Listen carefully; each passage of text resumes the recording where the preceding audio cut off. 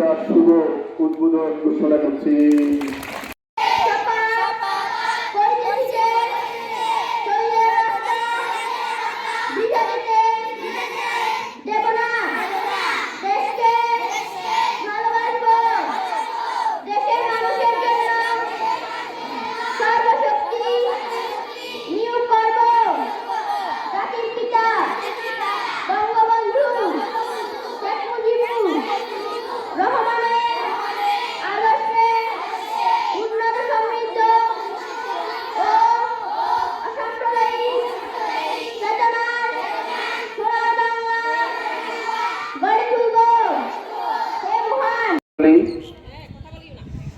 প্রাক্তন ছাত্রছাত্রী,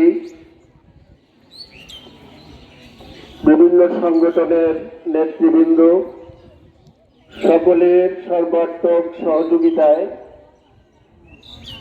প্রথম পর্ব ক্রীড়া প্রতিযোগিতা একটু পরেই আরম্ভ হতে যাচ্ছে।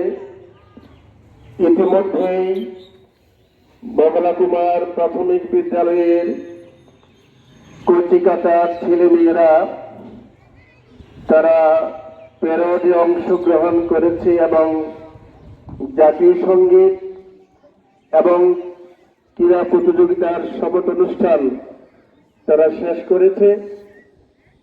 প্রথম পর্বের এই অনুষ্ঠানে উপস্থিত আছেন মাইলি গৌতম বিহার কমপ্লেক্সের উপবিহারাধ্যক্ষ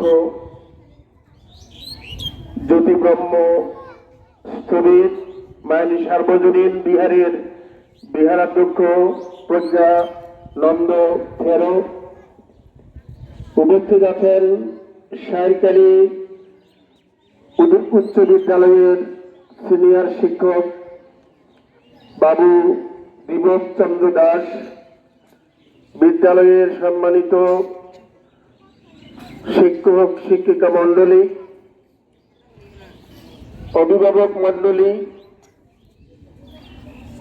প্রাক্তন ছাত্রছাত্রীবৃন্দ এবং কচিকাঁচা ছেলে মেয়েদের অভিভাবক মাতৃমণ্ডলী, আপনারা এখানে যারা অভিভাবক, দর্শক, প্রাক্তন ছাত্রছাত্রী আছেন, আপনাদের প্রতি অনুরোধ জানাবো, এই যে আপনাদের ছেলেমেয়েরা স্কুলে লেখাপড়া করতে আসে, লেখাপড়ার পাশাপাশি ক্রীড়া অঙ্গনে এবং সাংস্কৃতিক অঙ্গনে তাদেরকে উৎসাহ দেওয়ার মানসে প্রতি বছর বিদ্যালয়ের সম্মানিত শিক্ষক শিক্ষিকা বৃন্দ তারা বছরে এমনি একটি দিনে, এমনি একটি সময়ে তাদেরকে নিয়ে এই ক্রীড়া প্রতিযোগিতার আয়োজন করে থাকে।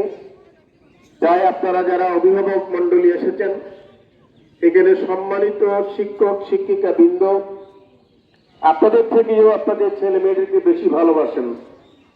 আপনাদের ছেলে মেয়েরা সকাল 9টা থেকে বিকেল 4টা পর্যন্ত একটা বিশাল সময় তারা স্কুলে অবস্থান করে।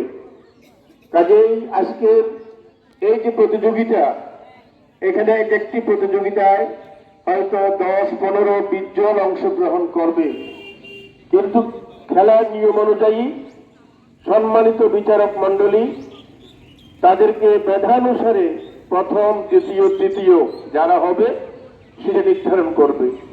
এখানে সম্মানিত বিচারক মন্ডলী যে রায় দেবেন, এখানে আপনারা অভিভাবক যারা এসেছেন, দর্শক মন্ডলী যারা এসেছেন, প্রাক্তন ছাত্রছাত্রী আপনারা যারা এসেছেন, আপনাদের প্রতি অনুরোধ জানাবো, এখানে শিক্ষক শিক্ষিকা বৃন্দ কোনো রকম এখানে পার্সোনালিটি করবেন না, কারো মুখ দেখে চেহারা দেখে কাউকে এখানে প্রথম, দ্বিতীয়, তৃতীয় নির্ধারণ করবেন না।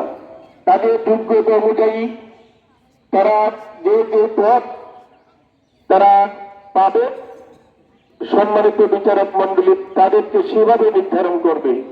আপনারাও এই দর্শকবৃন্দ, অভিভাবকবৃন্দ সেটাকে অনুমোদন দিয়ে, হাততালি দিয়ে তাদেরকে অভিবাদন করবেন। আপনারা যে বাইরে থেকে